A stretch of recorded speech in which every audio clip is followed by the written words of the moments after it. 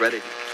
On this episode, there was like gangsters, and a lot of people getting stabbed and everything. These are places that you really got to watch your back. They slapped this folder on the table and then they took me to the interrogation room. why did the law enforcement get involved? Her daughter's in that I touched her. After that, things got ugly. It was like I was in a movie. Let's go again.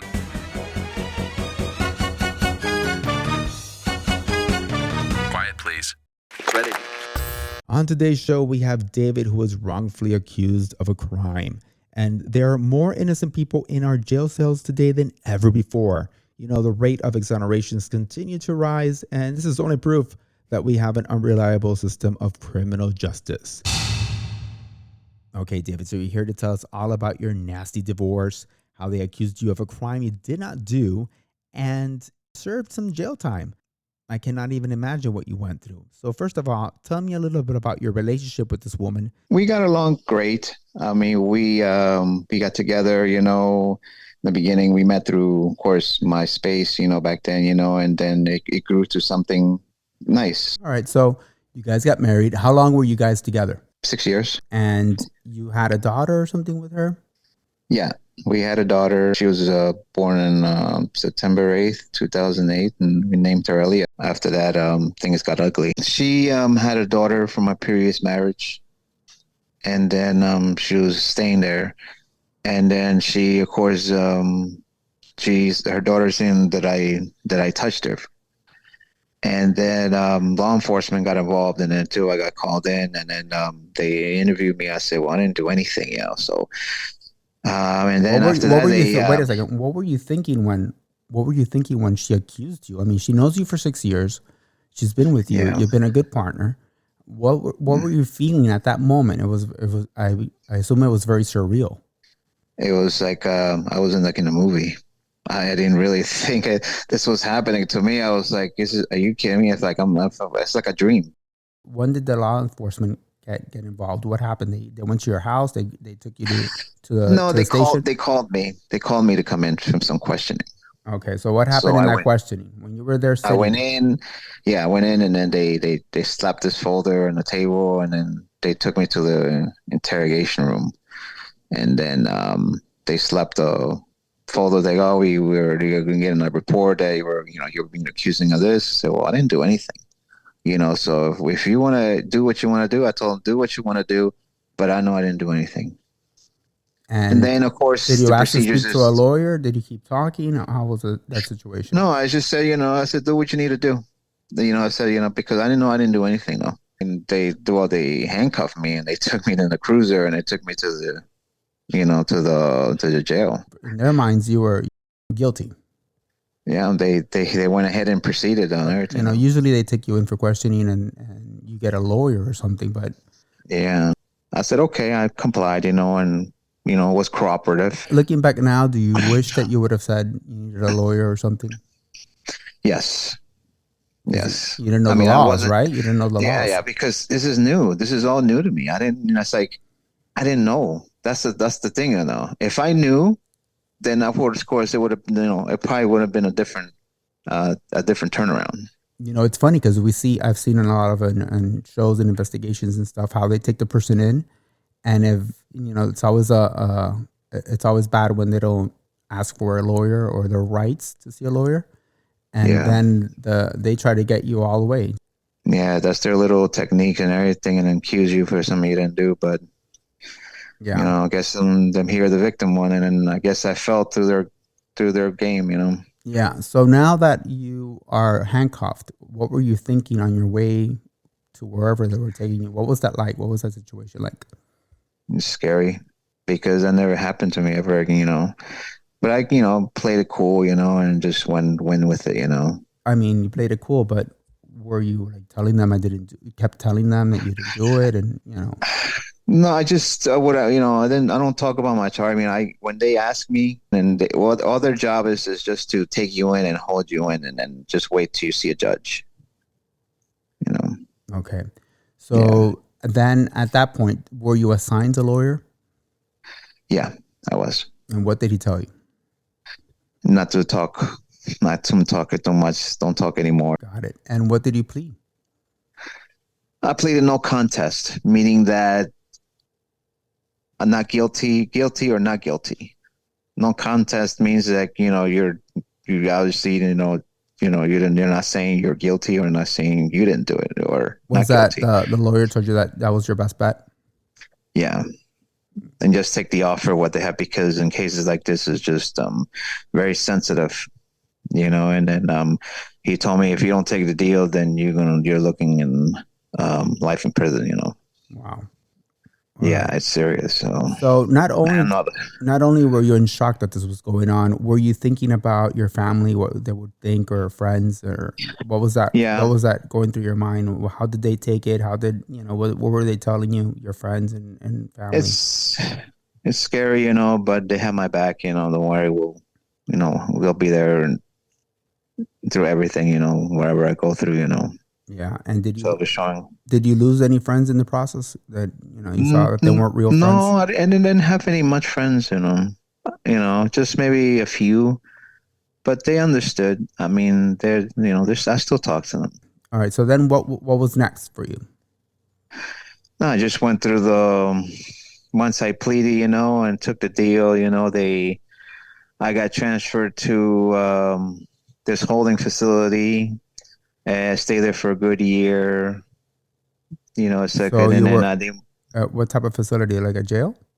yeah, it's like a jail facility where they hold a lot of people in one room, like maybe 50 in one room, You were staying with 50 people in one room for a year?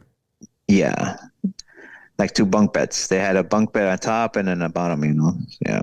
So it was like And it's all in one room. Yeah. So it was like a bunch of bunk beds that fit 50 people Yeah. for a whole year. Mhm. And what was that experience like, David, when you were in there? Were there like the gangster type of guys that wanted to beat you up? Anything like that? No, it's not like you see in the movies. A lot of people think like, oh man, you better watch it back. No, it's just you get all variety, but they're nice people. Some people are nice, some people just don't want to be your friend, But the main thing is just to be cool and just go with the flow.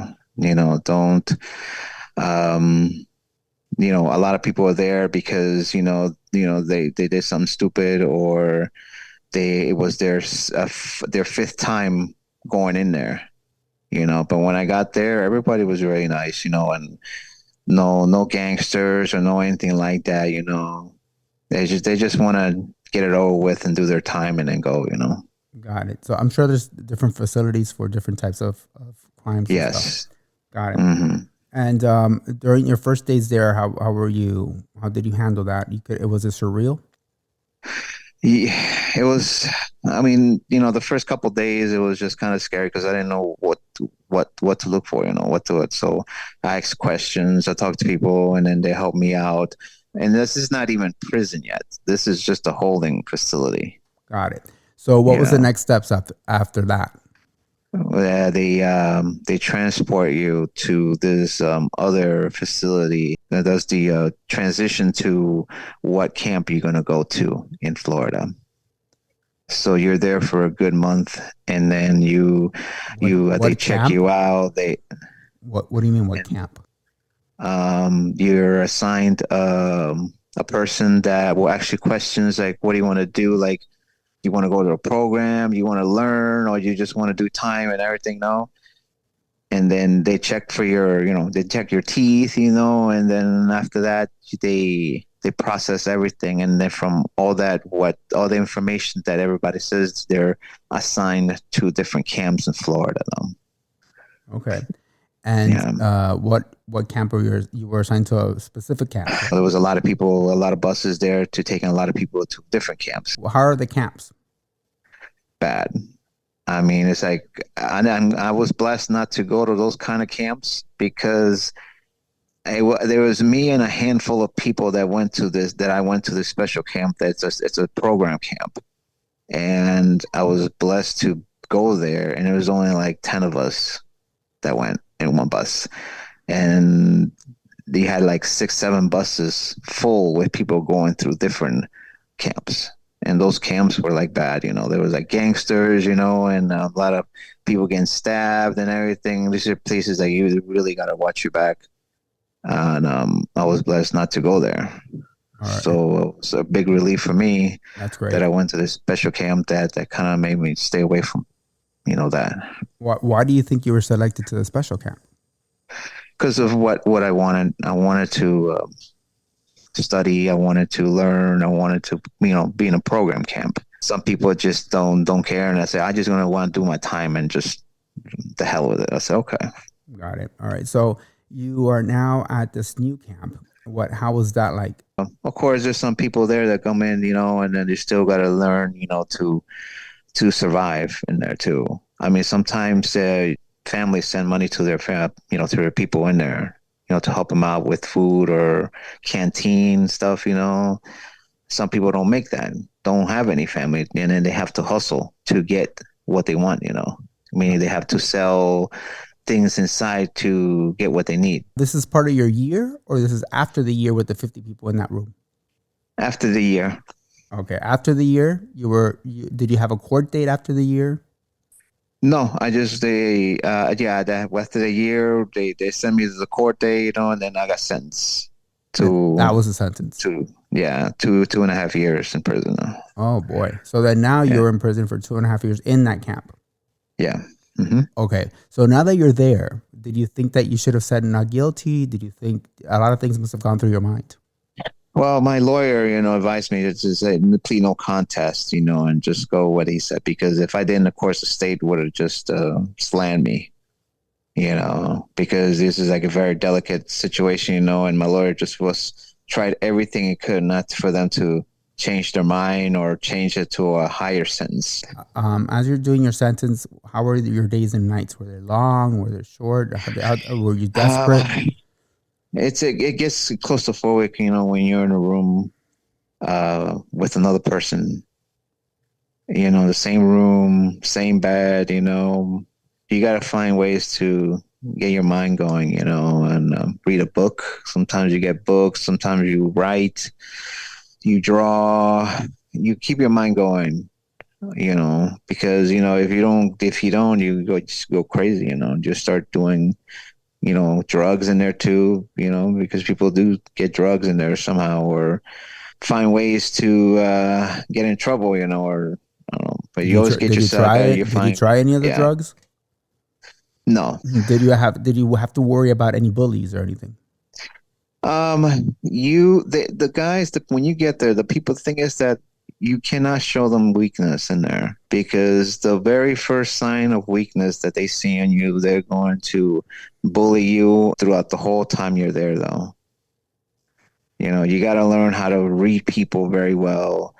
Not tell them too much about yourself. Always want to keep it nice and simple when you talk to people, because if you tell them a lot more, they might take it as weakness. Got it. It's like walking on eggshells there. Yeah. Did you see people that were weak and got beaten up and stuff? Yes, I did. A lot of people they like to bet, because people like betting games and everything. And then when they do, they don't pay what they owe. The main things they told me is always pay what you owe, and don't be a snitch. So what is that you owed? Like what was it that you would buy? Like owing, if you bet on a game, because there's a lot of betting when the game season's on. You do bets. If you don't pay what you owe, you'll get even beat up. You'll go to your room. You'll get a couple people that go to your room, and then they'll start beating you up. And the guards don't do anything, I bet. No, there are ways of getting around it, though. Got it. What was the worst thing you saw there? I didn't see nothing witness bad, though. The only thing I saw is somebody, when we were standing in line, an officer trying to make an example out of somebody for not listening. So what they did is they grabbed him and pushed him against the fence, and then and made him bleed and all that stuff too, and then started saying all these curse words. And then we were standing in line, and then he was causing trouble. So he was a perfect person that they can make an example out of. Looking back now, what was it that you learned being in that jail cell? I learned to be more aware of your surroundings. Always read people and be careful about, who you hang out with or who do you trust. I've learned how to read people very well and know how if somebody's lying to me or not and staying away from trouble. So your intuition opened up. Exactly. You're approaching the day you leave, and now what? Well, getting ready. I was about my parents helped me out to get a place to transition. It's a transition area that helps you. Your parents. We didn't talk about that. What was your parents' reaction when this first happened? What were they telling you? They were scared for me in the beginning, but after these years, they came and visit me once or twice a month, and they were very supportive through all this. Good. I told them I'm okay. Everything's fine. Don't worry about me. I'm okay. I'm good. Here, no. Good. And I'm sure they kept questioning, did he do it? Did he do it? They were all curious, right? No. After that, no. I say they know I didn't do it. They say they know it's.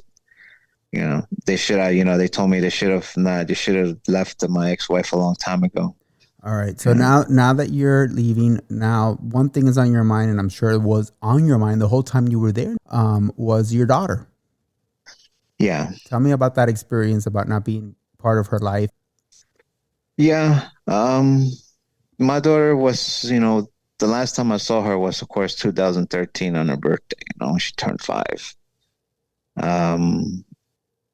The last day I saw her, knowing that I wasn't going to see her again, I told her that don't forget that Daddy loves you, and I'm always going to be here for you. Just please do not forget that, because I knew I was not going to see her no more after that, How old was she at that point? 5, yeah. And have you had any communication? Nothing at all, right?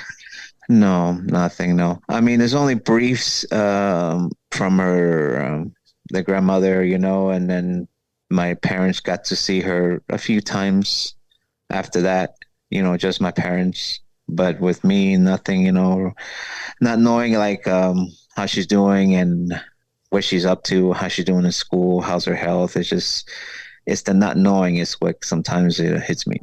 Before 2013, you had a house, you had a family, you had everything. Yeah. Then you lost it all, went to jail, and now you're starting your life all over again. Correct. You got a job, which is good, and you feel like you're finally getting kind of back in track. Tell me what else happened after you got your job and stuff. How's your life changed as far as before, when you're looking back now, and as to now? What is it that you feel that, that why all this happened? Do you have any clue why? What's on your mind? Well, it's happened because that life is very precious and it's evil too at the same time. If you don't watch what you're doing in life in the real world, then it's gonna come and bite you, and then you're gonna feel it. And then you're gonna, that person, of course, once they feel it, of course, they'll pass on the same story to the other, and so on and so on. No, the people are just not paying attention of how the world is really corrupted. How the world corrupts people, and then of course you end up, a victim like myself, like this, what I've gone through. But it's a learning experience. It's probably a way that God took me out of that situation, and he had to do something that heavy for me to come out of that situation, because he has something better for me. From what I came out of, and from what I have now, it's a blessing, because from the transition home that I was there, I saved up a lot of money. My plan was to get my house and get my car, because I only had like $60 in my pocket when I left. That's it. Got it. And and as far as relationship goes, you have a new relationship, correct? Yes, I do. Been very supportive of my situation and very supportive of me and helping me out through my hard times. When I need somebody to talk to, she's there for me, and she's been great and very supportive, you know. That's what I was going to ask you. So when you first told her the story, I mean, I'm sure you didn't say it off the bat. You told her No, I mean, after maybe 5 days after I told her. 5 days after. And what was her reaction at that moment? She was a little shocked, you know. She needed a little time to get, you know, to let it dwell in, you know. And then she, after that, she gave me a chance, you know, and then we just bloomed from there and everything, you know. Great. And now, if you had your ex-wife and her daughter right in front of you now, what message would you like to tell them if you had them in front of you? Wow.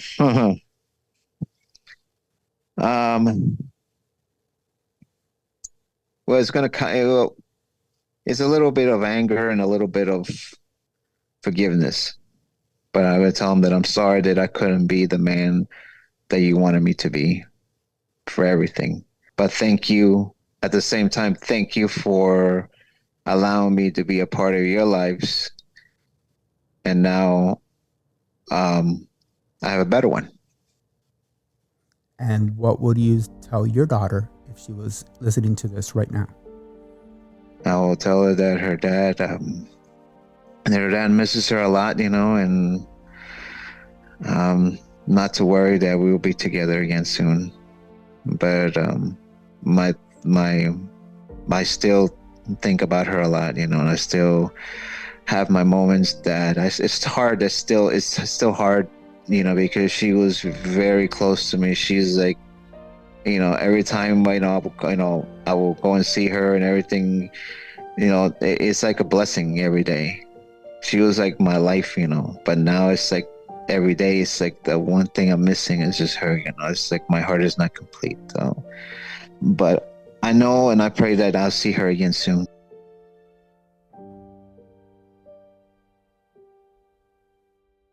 Leah, if you're listening to this, you have a great dad here that wants to be part of your life, and hopefully you'll reach out to him whenever you're ready.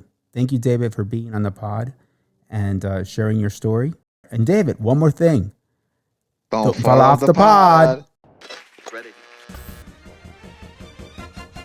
For more on the pod, you can go to podwithme.com. Now you can be part of the conversation by leaving comments, and there's a section for those who would love to be a guest on the show. And you can also listen to the pod on any podcast app. This is Alex J. Aguiar, and until next time, don't fall off the pod. Ready.